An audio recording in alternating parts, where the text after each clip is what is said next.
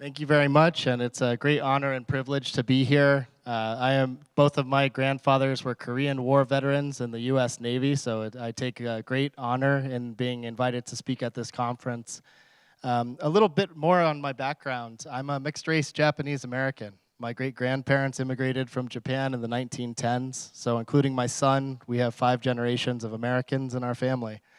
And given the kind of connection points that I have to this history, on both sides, essentially, it's been an interest of mine since childhood and trying to kind of make sense of the narratives that continue to permeate within popular culture and particularly within film and entertainment.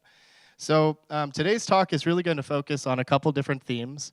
First, I'm going to start by extending the timeline a bit, just like Rich Frank did, but in this context, I'm going to think a little bit about the racialization of Chinese as part of an earlier period of yellow peril, and starting in the 1870s, and how actually many of the images that we do see in World War II anti-Japanese propaganda are lifted directly from these same cartoons that we're looking at in the 1870s and 1880s.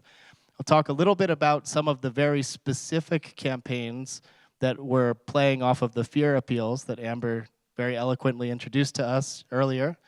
And then I'm going to pivot and talk about the role that Hollywood played in terms of the direct collaboration with the Office of War Information and the sort of impact that that ultimately has on people of Japanese ancestry living here in the United States. So the Yellow Peril, for folks who aren't familiar, is a time period that we associate with extreme xenophobia against the Chinese immigrant communities, initially welcomed in the 1850s and 1860s as a much-needed workforce for the infrastructure building projects on the West Coast. By the 1870s, particularly with the stock panic of 1873, we see a loss of jobs, we see a lack of investment in working-class white Americans and also European immigrants who are coming to fill the labor shortage. Ultimately, because of factors of capital, the owners of the railroad companies, the mining companies, they start hiring contracted Chinese laborers from overseas, paying them a fraction of the wages that the white working class would be demanding. And in sort of an interesting sleight of hand, these same monopolists are able to draw the ire of the white working classes towards the Chinese immigrants themselves rather than the owners of these companies, right, for the failure to pay better wages and create better working conditions. And so over time, different labor union organizers, as well as the California Workingmen's Party, begin organizing a campaign, "The Chinese Must Go." And we see this being caricaturized through political cartoons, political satire, that ultimately has great and damaging impacts on not just Chinese, but all Asian immigrants of this time period. So here's a great example. It's an image by Peter Keller, who was a cartoonist working for the San Francisco Illustrated Wasp. It was a political satire magazine. And we see the two coasts of migration. On the East Coast, we see European immigrants being welcomed with open arms by Lady Columbia, the female personification of the United States, with signs carrying things like labor, capital, agriculture, industry. Inversely, on the West Coast, we see this scary serpentine Chinese immigrant with the Manchurian Q braid on his body is written Chinese immigration, but also things like smallpox, vice, prostitution. And these are very succinct in summarizing the kind of attitude that was felt at this time period. Keep in mind that there were less than 0.1% of the entire US population who were Asian at this time period in the 1870s and 1880s. So damaging illustrations like this in a time when illustration was still the dominant visual media has a tremendous effect on American audiences throughout the country. And ultimately, what began as a regional issue in the West Coast in terms of labor turns into a nationwide conversation about immigration legislation, leading to a period of exclusionary immigration laws that basically culminate in the Chinese Exclusion Act of 1882. The Chinese Exclusion Act is the first and only piece of immigration legislation in our nation's history that targets a specific ethnic population. The idea, as stated by the original authors of this legislation, was that there would be a 10-year moratorium, a stopgap on Chinese immigration that would allow the white working classes and European immigrants to populate the Western states so that there would still be a white majority in the western part of the United States. In 1892, this is extended by the Geary Act, and in 1902, indefinitely. This lays the sort of foundation for later exclusion laws, including the 1924 Immigration Act, that will ultimately ban migration from all Asian countries as well as the Middle East until 1965. And what we see very quickly is both an opportunity and then a challenge for Japanese immigrants. Within the first decade after the Chinese Exclusion Act, the reality is there's still a need for labor in the West Coast, in agriculture and infrastructure building projects, and the least expensive option was to contract labor from Japan. And then once the annexation of the Philippines takes place, also bringing in some of the Filipinos as migrant laborers. But in this context, we see the same kinds of anti-Chinese rhetoric being transposed onto Japanese immigrants within the first decade of the 1900s. These are just a few of the examples that we can see readily.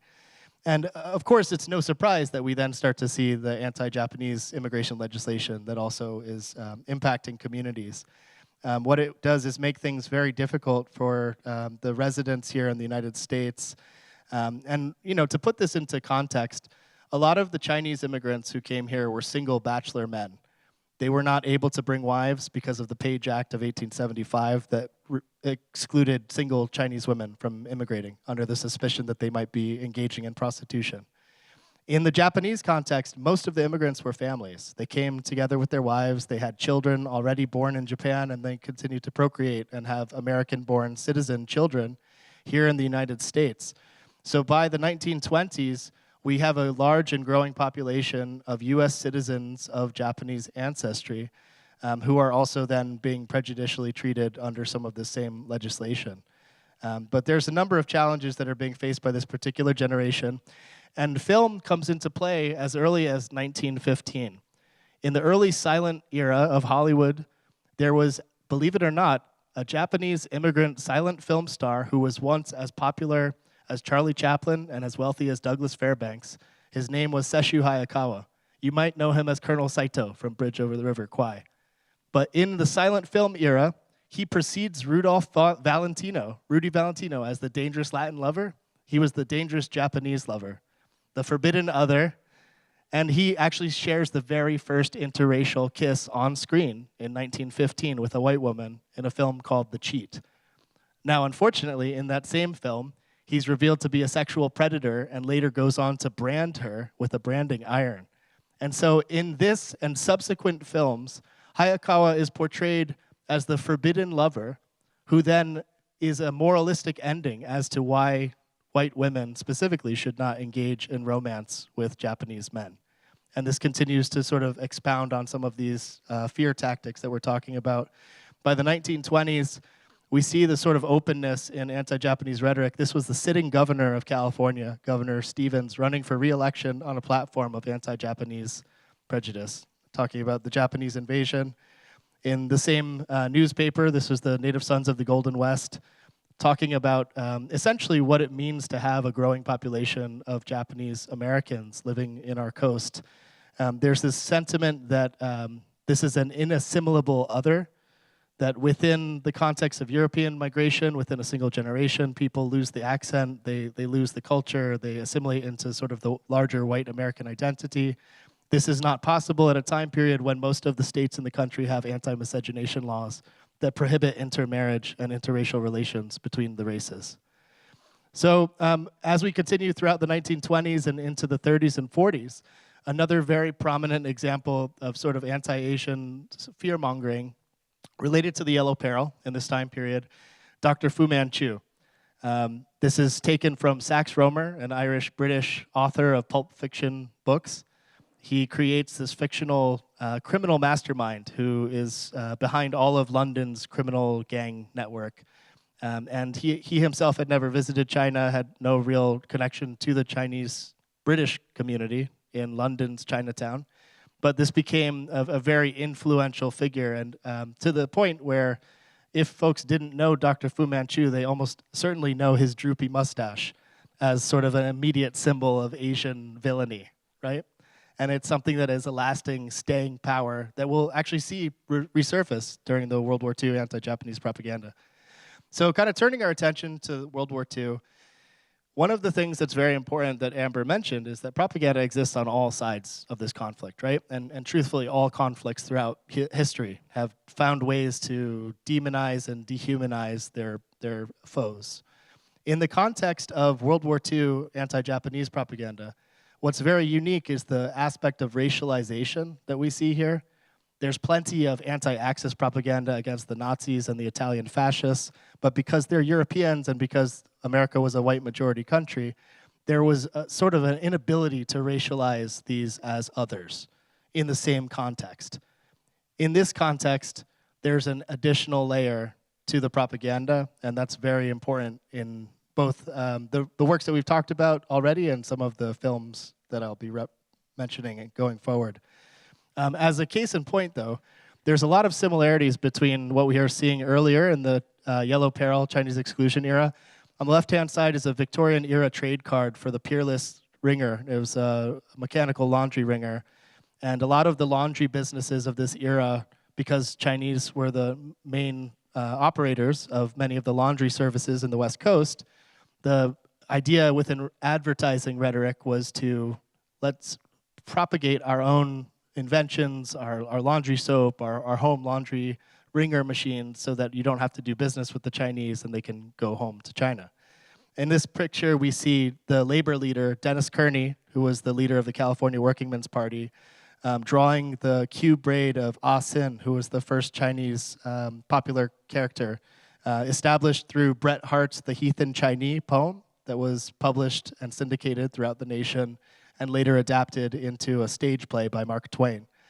So this image was so popular and prominent that somehow 60 years later in 1942, we get the same image with General Tojo being drawn through the ringer by GI.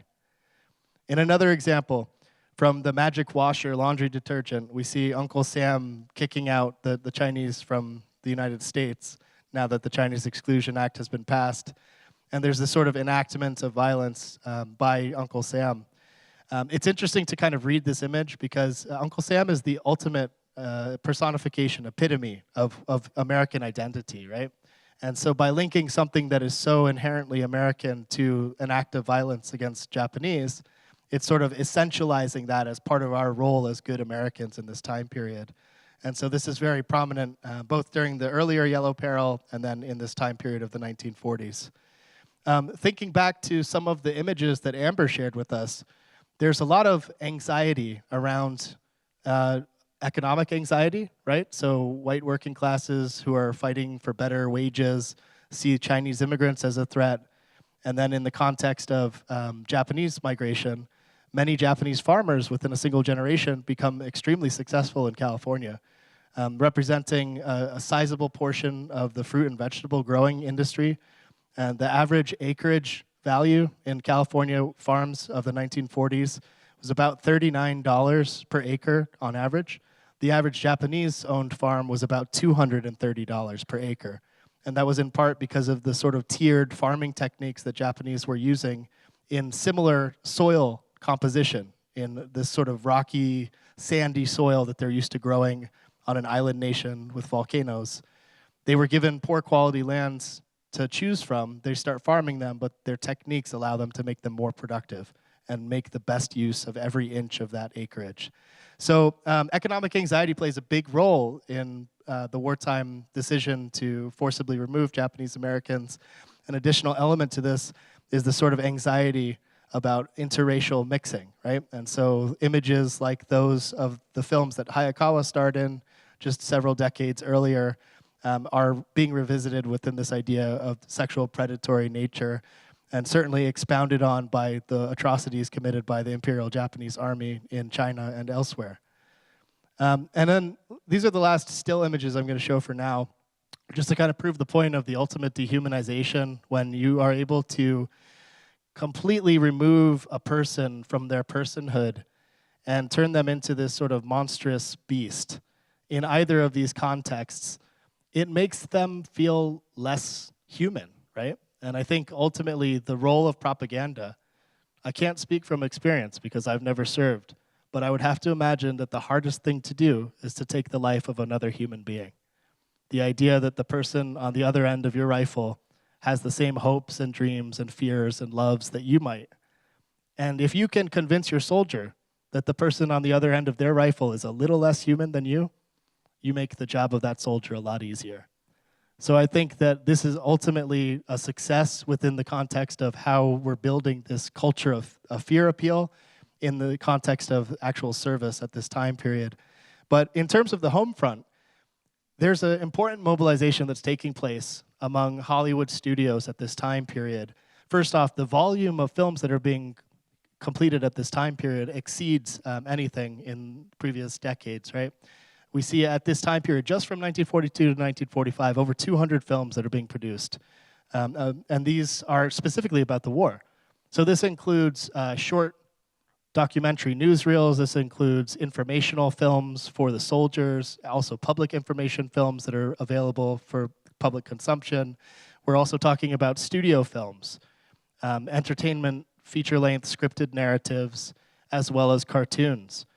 And it's a new level of collaboration that we see between Hollywood and the United States government. With the creation of the Office of War Information, there's also a Bureau of Motion Pictures that is specifically working with each of the major studios in Hollywood in a couple different levels. One is script review, to ensure that nothing that is written in the script defies the overall vision of the conflict that the Office of War Information is trying to portray. And then two, once they've actually created the daily footage, to review that footage to make sure that these things are being portrayed responsibly and respectfully. So OWI and the Bureau of Motion Pictures have a great deal of leverage in this time period. And again, it's not that they were censoring the studios, but it was helping to coach them about what are the things that were most productive for the war effort from the domestic home front campaign. And so this is sort of the context that we start to see some of these films being produced in. I'm going to talk first about cartoons, and then we'll talk about some of the different mediums that sort of expand from here. But yeah, as we saw with the Ductators example that was shown by Amber, there are a number of ways that cartoons are weaponized at this time period in the sort of war of information. It's important to contextualize, too, that cartoons were consumed by all ages at this time period. The reason we use the word feature film is because the cinematic culture at the time period was that you had a feature, but beforehand, instead of trailers, they're showing documentary newsreels, they're showing cartoons, they're showing short musicals. And all of this was part of the viewing culture because no one had broadcast television yet, right? So your screen culture, your viewing culture is taking place entirely in the context of a cinema. And this is a very important aspect of how these mediums and content formats are able to sort of compound and complement one another. We don't need to have the whole picture of all of the propaganda in a single piece, but if we're seeing bits and pieces taken from a documentary newsreel that shows the brutality of Japan in the China campaign, and then we're seeing something like Tokyo Jokyo, or one of these other short cartoons that makes the Japanese look silly and inefficient, and then we see a feature-length scripted film that has some strong themes within it that reinforce the sentiment and the resolve of the American people. All of these things are working together in concert. One thing that I'll mention specifically is the Popeye cartoon, You're a Sap, Mr. Jap. So there were a number of popular songs in this time period, and it's kind of an interesting thing to think about, but musical memory, we make our memories a little bit different. If you can think of a popular song in your head and close your eyes and just like listen to the song, you could probably hear like the first line or two of a chorus of a song that you've known and heard many times. So imagine then having a popular song like that that's attached to a set of images. So You're a Sap, Mr. Jap was already a radio single. The sheet music industry had been publishing it, so it was well known and it was sung throughout the country. To pair that with this Popeye cartoon that then has these images, every time that song comes on the radio, every time that it's sung in a USO, anytime, et cetera, people will start to imagine these sort of images that then reinforces some of these stereotypes about Japanese. But again, Popeye being a very quintessential sort of American symbol at this time period, as well as Superman, right, in the Japatours cartoon.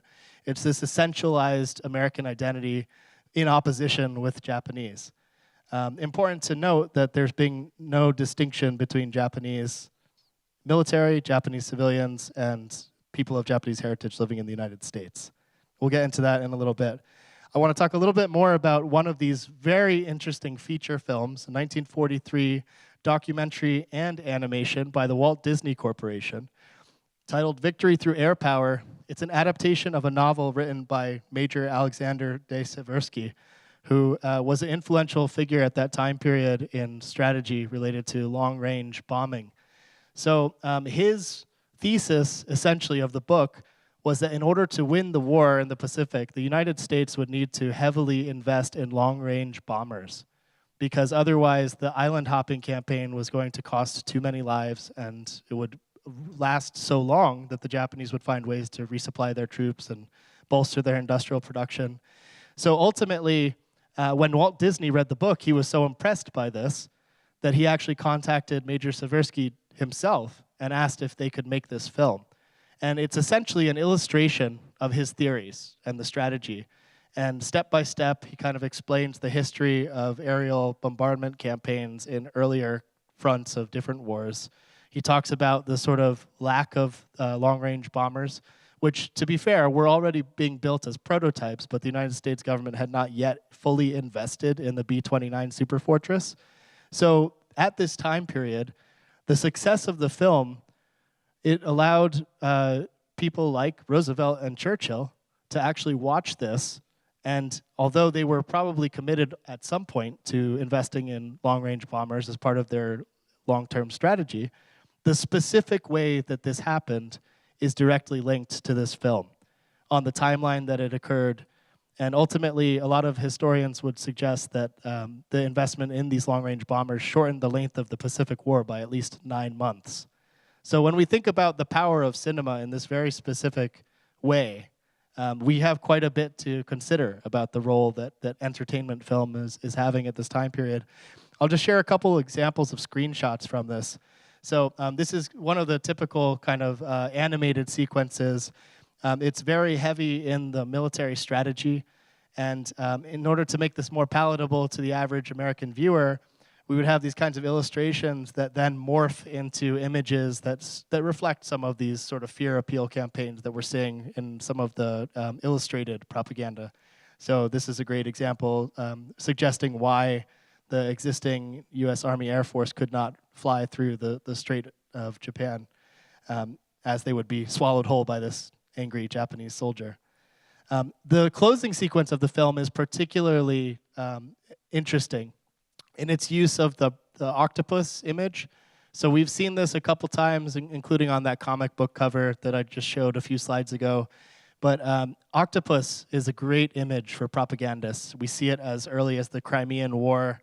Almost every side of every conflict has used this to demonstrate the ways that our enemies or their enemies have supposedly wound their tentacles into the various areas of the conflict. In this context, throughout the film, we see the image of the octopus wrestling its tentacles around daggers or katana that are dug into the hearts of various island nations and other Asian territories that are part of this larger, greater Asian co-prosperity sphere, as the Japanese called their empire. And towards the end of the film, we get this sort of triumphant sequence once the super fortresses have finally been deployed, flying across the Pacific. They are able to strike at the heart of Japan, and we see the transformation of these airplanes into an American eagle who proceeds to peck out the eyes of the octopus in a sequence that's reminiscent of Fantasia, if you've seen that Disney film. So it's a very compelling image, and it's one that I think stuck with a lot of viewers, but was particularly cited as one of the impactful, emotional responses that people had to this. So just another kind of connection to Disney. We talked briefly about Tokyo Kid earlier. These were actually commissioned by the Douglas Aircraft Company, who were part of the larger manufacturing consortium along with Boeing that was building the B-29s. And so they were so thankful to Walt Disney that they commissioned one of his illustrators, Jack Campbell, to do this series of Tokyo Kid. And they were on the back cover of the Douglas Aircraft Airview magazine from 1942 until about the end of 1943. These images were then reused as work posters in other contexts. They were used as Cinderella stamps that had no postage value and were meant for morale-boosting purposes. And in other contexts that we can see. But if you haven't had a chance already, I have some original World War II anti-Japanese propaganda on the second floor that you're welcome to take a look at some point after this, including 2 Tokyo Kid magazine covers. So, turning our attention then to the larger question, how do we balance the need for national security with the civil liberties and civil rights of people in our nation, particularly US citizens? Unfortunately, as we've seen, there's really little or no distinction being made at this time period throughout most of the early campaigns of World War II, Pacific Front specifically, looking at how, again, Japanese are being shown as an unequivocal other. It's them versus us. There's no ambiguity between people of Japanese heritage that live in the United States and people who are enacting these terrible atrocities in Asia and among our own troops. In this particular example, this was by Dr. Seuss.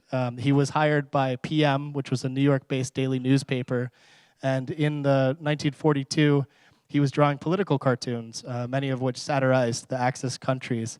But this particular image was highly damaging to Japanese Americans. We kind of see the same-facedness of the Japanese immigrants lining up down the West Coast from Washington to Oregon to California. We see this sign that says Honorable Fifth Column, and the caption says, waiting for the signal from home, as they pick up a bundle of dynamite. So, you know, compounded with all of this other propaganda that we're talking about in print and then in the early film, particularly in the documentary newsreels, the Castle Films newsreel of Attack on Pearl Harbor was one of the most watched pieces of media in the 1940s. And it's something that is immediately accessible in the weeks after Pearl Harbor and continues to be shown throughout the wartime conflict.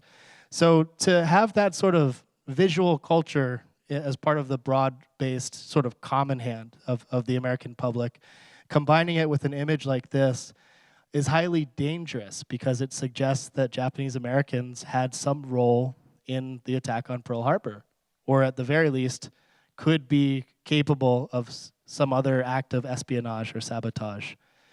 This is further compounded by films that are being produced by major studios, including 20th Century Fox. The day that Pearl Harbor occurred, the studio head of 20th Century Fox called in his production team and said, I want to be the first studio out of the gate to make a film about what happened. So that day, his writing department and production team got started on 2 feature films.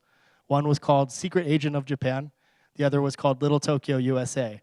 And they both look at different aspects of the war or the coming conflict. One, Secret Agent of Japan, more from the Asia context. And then Little Tokyo, USA is based in Los Angeles, California, in Little Tokyo, the Japan town there. And the premise of the film was that there was a spy ring of Japanese immigrants who were gathering intelligence and were directly responsible for the attack on Pearl Harbor. And the film took a few months to produce, right? So by the time that they were getting ready to release it, they had already enacted the forced removal of Japanese Americans from the western coast. And they were able to actually incorporate documentary footage of Evacuation Day in Little Tokyo, showing tens of thousands of Japanese Americans being loaded onto buses, being sent to Santa Anita Assembly Center and later to Manzanar, and basically are saying that this is a cause and effect. The way that the film was being presented was a true story.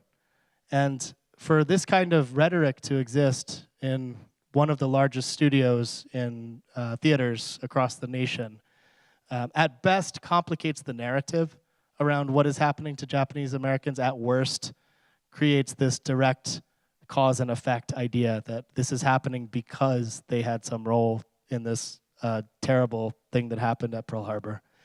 So what we see realistically is that, you know, these were American citizens. Of the 120,000 people who were forcibly removed from their homes and schools and businesses, 2/3 of these were US citizens. There was no due process. Constitutional law was put on the shelf, and this was allowed to happen to a majority of people who should have been protected by constitutional law. And when we kind of think about some of the broader implications, the FBI under J. Edgar Hoover's leadership for several years prior to the attack on Pearl Harbor had been gathering surveillance on Japanese immigrants who he considered to be potential targets. It was called the Custodial Detention Index. And the idea was if and when Japan struck on the United States, these several thousand individuals would be arrested immediately by the FBI and local law enforcement. And once that occurred, they would cripple any potential actions that would happen from that point onwards. This did happen. And so starting on December 7th and in the days and weeks to follow, several thousand Japanese immigrant leaders were arrested and brought to U.S. Department of Justice as well as U.S. Army installations in places like Fort Missoula, Montana, Fort Lincoln in North Dakota, and they actually stood military tribunals.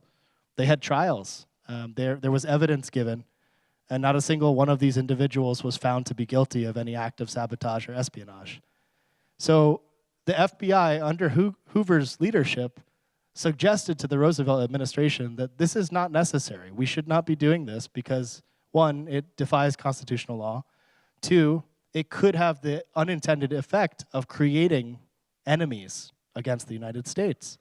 By doing this, or at the very least, would give Japanese propagandists another piece of information that they could use in this war of words against the United States. But nevertheless, Military Area 1, which was under the command of General John DeWitt, he decided that all Japanese Americans, regardless of citizenship, and up to 1/16 Japanese, so I would have been in a camp too in 1942, that everyone had to go. This included orphans, people of Japanese mixed race blood who were in orphanages who didn't even know that they were Japanese, were being taken from orphanages and sent to the Manzanar camp. So it raises a lot of concerns, and I think, again, it's more about what does the propaganda narrative do in sort of simplifying this very nuanced and complicated effort. One of the other things is the way that the information is actually being communicated to the American public through the use of euphemistic language. So starting with the term internment, by the Geneva Convention on the Treatment of Prisoners of War, internment is defined as the detention of enemy aliens or foreign nationals during a time of war. That may have been true for the small percentage that were Japanese immigrants. But keep in mind that there were naturalization laws that prevented Asian immigrants from becoming US citizens. So until 1952, it was illegal for Asians born abroad to become naturalized citizens. My great-grandparents had been in this country since the 1910s, and they were owners of a successful farm business in Southern California, and they would have become citizens if they could. But they were being treated as foreign enemies at this time of war. Thankfully for them, they were able to flee to the state of Utah, outside of the military exclusion zone. And thanks to the allyship of a Mormon farm family, the Thurgoods, were actually given the opportunity to work during the duration of the war and did not have to live inside of these barbed wire camps. But again, the use of language is very important. So something like evacuation is a word that conjures danger from a natural disaster. Like we evacuate from a tornado or an earthquake. But this is actually forced removal. This is eviction. Something like non-alien. So they said aliens and non-aliens alike. What's a non-alien? It's a US citizen. But if you write US citizen in official briefing language, that would most certainly raise some red flags for the broader American public. So this is kind of the extent or the scope of the incarceration. It had largely taken place within 10 civilian camps. The War Relocation Authority, WRA, was responsible for managing. And those are marked in triangles on this map. Each one held about 10,000 people. There are smaller facilities, including the ones here in Texas, Crystal City, Kennedy, and Seagoville, among others, were very significant sites because they were being used to detain some of those folks on the custodial detention index that I mentioned earlier. So mainly community leaders who the FBI had been surveilling and then detained here. So it's a much larger story than we have time to kind of cover here, but kind of getting back into media. The Office of War Information, together with the WRA, creates an important informational documentary called Japanese Relocation. And following a lot of the sort of use of euphemistic language, it makes it seem as if it's being done for their own protection. It sort of minimizes the loss of property. It kind of cages it as a necessary sacrifice in a time of war. And ultimately doesn't give agency to the Japanese Americans to tell the story from their own perspective. Now, an interesting change happens by 1944. This is a time in the Pacific Front when it's very clear that the United States is going to win. It's going to take time. It's going to be a difficult, bloody battle, but the US is going to win this war. And Know Your Enemy Japan is a troop information film that comes out. And they actually make a distinction about the Nisei, or the American-born people of Japanese heritage, the second generation. And this is after Japanese Americans were allowed to enlist in the United States military. So this is another part of the story. It's not in the Pacific Front, but I will get back to the Pacific Front eventually. Basically, the 442 and the earlier 100th Infantry Battalion were a group of Japanese ancestry Americans who, many of whom wanted to volunteer and enlist the day that Pearl Harbor happened, as many Americans did. They were denied at their recruitment offices because that day they were reclassified as 4C, enemy aliens ineligible for service, regardless of their citizenship. A group in Hawaii called the Varsity Victory Volunteers worked on public works programs, road building, safety and defense, Coast Guard activities, and ultimately between their efforts and lobbying by the Japanese American Citizens League, which is a civil rights organization, they convinced the Army to give these guys a shot. And so as a result, about 30,000 Japanese Americans in total enlist during the war. About 20,000 of them served in the 442nd. So it starts as an infantry regiment that's in the Italian campaign from the beaches of Anzio basically to Hitler's doorstep, throughout the Italian peninsula, throughout some of the worst fighting in France, and breaking through the Gothic line into Germany. The 522nd Artillery Unit were among some of the soldiers who liberated Dachau concentration camp. These were American heroes who proved their valor through a blood tax. Their nickname was the Purple Heart Battalion because there were so many casualties. Now, once Japanese Americans started to enter the field of combat, it totally changes the equation, and it gives an opportunity for the Office of War Information to reclaim Japanese Americans as loyal US citizens.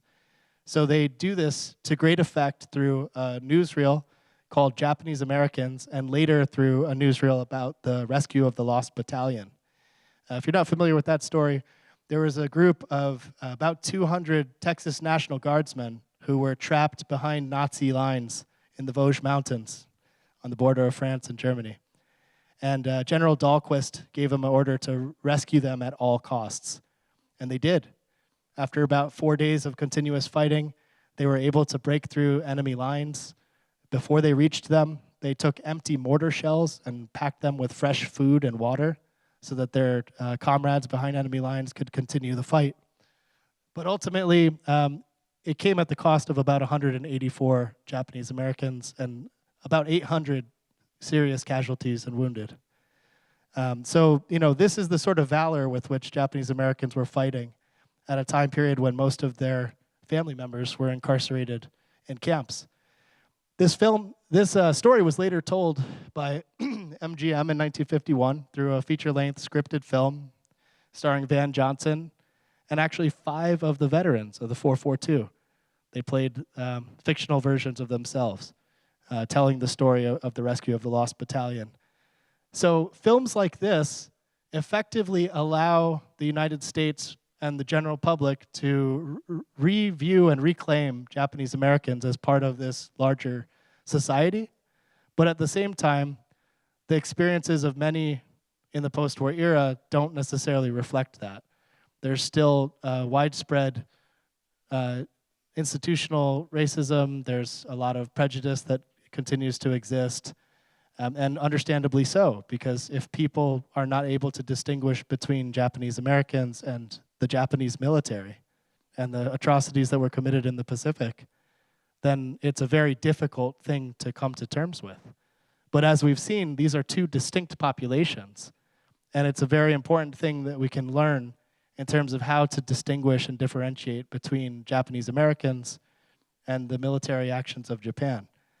But just coming back to my own family part of the story, this is a picture of my great-uncle George Koyama, who was a member of the 100th Infantry Battalion.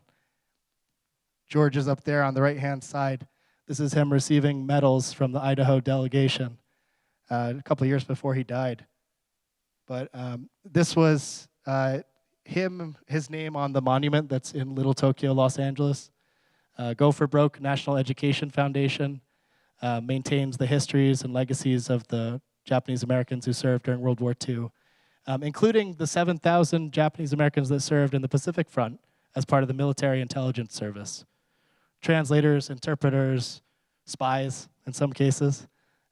This was a job that many Japanese Americans were uniquely qualified for, and to great effect were deployed in this front of the combat. But Uncle George, he fought through the Italian campaign and eventually came home with some shrapnel from a Nazi grenade. Thankfully, it was not a life-threatening injury, but as his regiment was trying to break through the Gothic line is when he took his injury. So, we have this history and heritage, I think, as part of our broader American story to remember the sacrifices of this generation of Japanese Americans. And just to kind of close the loop, it was this narrative that allows the United States to come to terms with what happened during World War II. In 1980, under President Jimmy Carter, the Congressional Commission on Wartime Relocation and Internment of Civilians was created. They did a 2-year study that ultimately, their official opinion was that the incarceration happened because of a combination of war hysteria, race prejudice, and a failure of political leadership.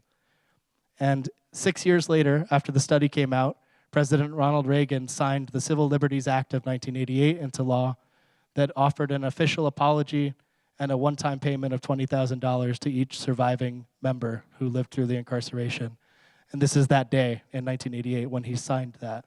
He's surrounded by Japanese American elected officials in Congress and Senate, many of whom served in World War II. So without this sort of service and sacrifice and the narratives that were enabled, actually in part by propaganda, it's unlikely that Japanese Americans would have been able to receive the repair that was due to them, but also that Japanese Americans like myself would be enabled to be part of this larger civilian society. So thank you very much, and I'm happy to take any questions. Thanks. So in Hawaii, being Japanese is not unusual at all. They're 30% of the population, and people, the Japanese population in Hawaii were not interned because that would have just destroyed the entire economy, and it's just too many people from a single state, 1/3 of the population or more than 1/3. And the Japanese, anti-Japanese propaganda didn't really hit so hard in Hawaii because, being Japanese, totally normal. These are nice people. Nobody really cared. So I thought it was just kind of strange that people from California were interned, but Hawaii was attacked by Japanese, and the Japanese in Hawaii weren't interned. I always thought that was kind of a strange contradiction or a strange fact of the matter. Yeah, no, it is interesting, right? And I think to your point, it's in part because it would have been impossible to do so, but at the same time, when the Japanese were strafing Honolulu, they were taking aim at Japanese Hawaiians just the same as the white Americans that were there. So, a lot of the as to your point, the Varsity Victory Volunteers and the 1st Infantry Battalion folks from the 100th, those were all Japanese Hawaiians. And they saw the destruction of Pearl Harbor up close and personal, and they were out for revenge. So I think that narrative has been lost within the conversation around California. And in part, that's why I did start the timeline a little earlier to kind of give that context, that it's not just about the wartime. There's sort of this larger sentiment of yellow peril invasion that has really permeated the culture since the 1870s. So in a way that didn't happen in Hawaii. So if I think from the context of the Japanese leadership, there weren't, it appears, there weren't any real connections between, most or all of these people that got interred and, and were detained, what have you. They must have seen this as a gift from a propaganda perspective. Did they leverage that in order to propagandize against the U.S.? To some extent, but what's important to remember about the Japanese military leadership is that they were fascists. They didn't care about their own people in their home front, right? I mean, this is an authoritarian dictatorship that is essentially enacting military law in Japan from the late 1930s until the end of the war. Like, regular people in the civilian society were afraid to speak out against the government, and in Japan, right? So looking at some of the Japanese diaspora, unfortunately, we really weren't claimed by the government of Japan. People had this very sort of derogatory idea that, oh, these are the people who couldn't hack it in Japan. They had to leave the society. A lot of people were from impoverished farming backgrounds. They were the peasants. And after some of the droughts and famine that existed in the 1870s, 1880s, that's what inspired a lot of the people to come to the United States and places in Central and South America. So while it was mentioned, it wasn't really a focus of the propaganda in that context. First off, thank you so much for the excellent talk. I have a very related question, which was, during the Yellow Peril and into wartime, what kind of connections did Japanese Americans and Japanese immigrants, or Asian immigrants or Asian Americans in general, have with their families back in Asia?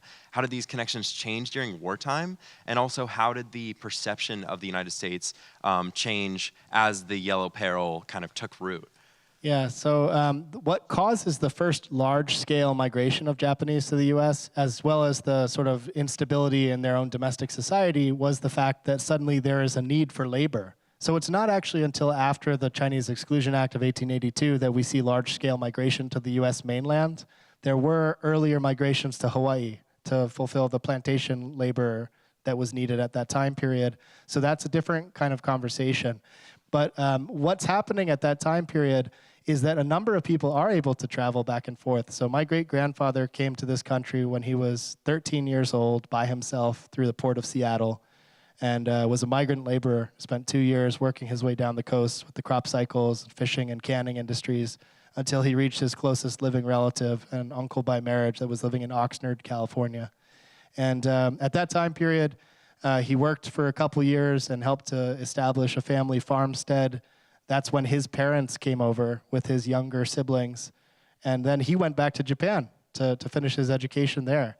And so he was overseas in Japan for a period of about maybe 5 or 6 years, and then came back once he had found a wife, my great-grandmother. And they came to California together and started their own farm about 1929.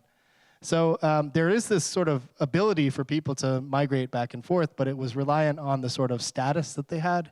In the context of the Chinese exclusion, that was much more policed. So you know how we have Ellis Island in New York City? It's sort of this idea of welcoming our immigrants coming from Europe and with open arms, Lady Liberty. Angel Island in San Francisco was the total opposite of that. It was created to basically prevent Chinese immigrants from coming into the United States at a time period after the exclusion laws had already been passed.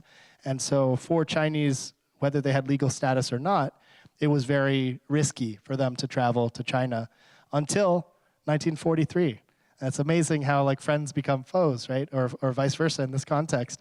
Because once the Chinese are embattled in the war against Japan, as their allies, the United States decided to end the Chinese Exclusion Act in 1943.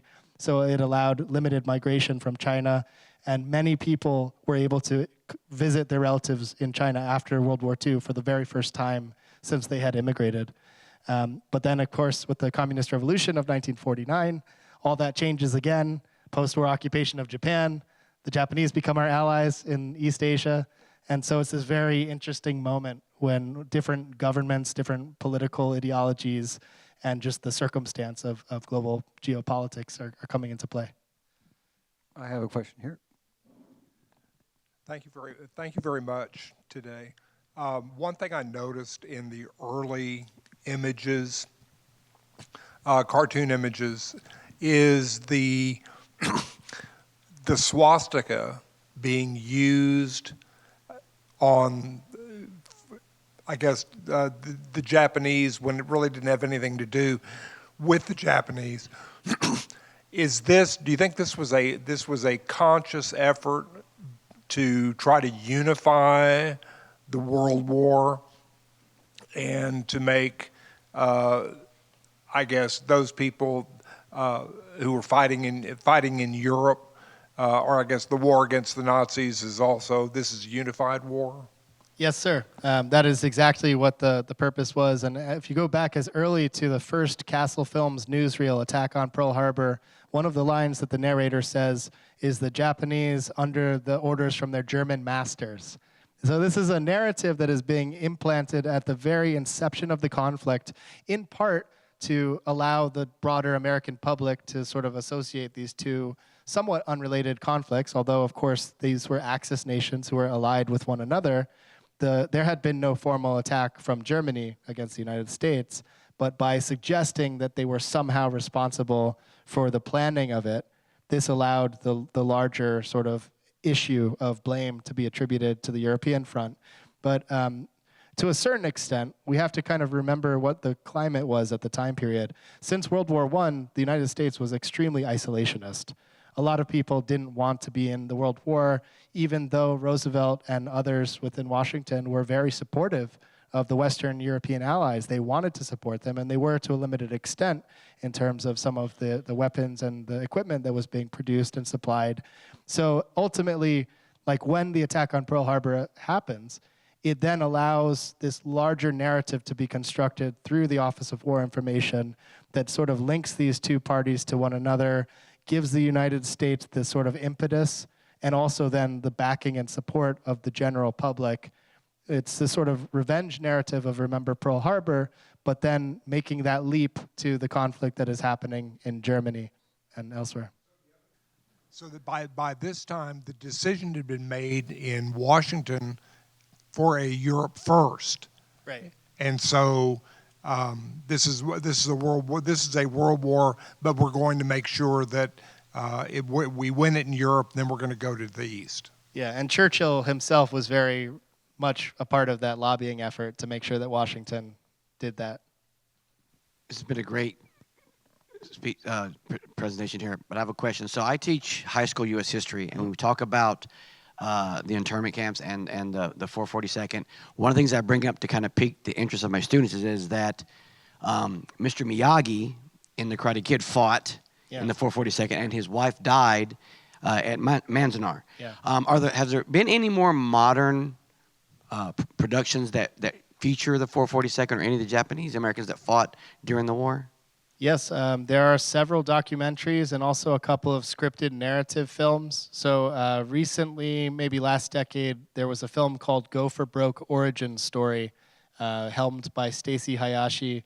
It tells the story of the Varsity Victory Volunteers and the work that they did after Pearl Harbor and before they were allowed to enlist in the United States military. But basically, trying to make the case that they too were loyal Americans and deserved the right to fight for our freedom. So that's a great film for that purpose. There's a few different documentaries. I can certainly give you a list of them if you'd like, but also there's a on-demand pay-per-view site that's called Films of Remembrance. Films of Remembrance by the Nichibei Foundation. They run the oldest Japanese-American newspaper in the country out of San Francisco's Japantown, English language newspaper. And this is an effort that they started 15 years ago to showcase films that were about the wartime incarceration. Very, very similarly in the mission, as we lose this generation of individuals who were survivors of the camps or who were the veterans of the 442, we need to memorialize their stories. And film has been a very useful medium to do that. So Densho Digital Archive, Densho, DENSHO.org, they have about 10,000 hours of oral histories that were taken not just by veterans, but by survivors of the camps. And then specifically, there are a lot of great films that are on the Films of Remembrance platform related to the 442, mostly in documentary format. Thank you so much, Rob. That was wonderful. Let's give him a round of applause.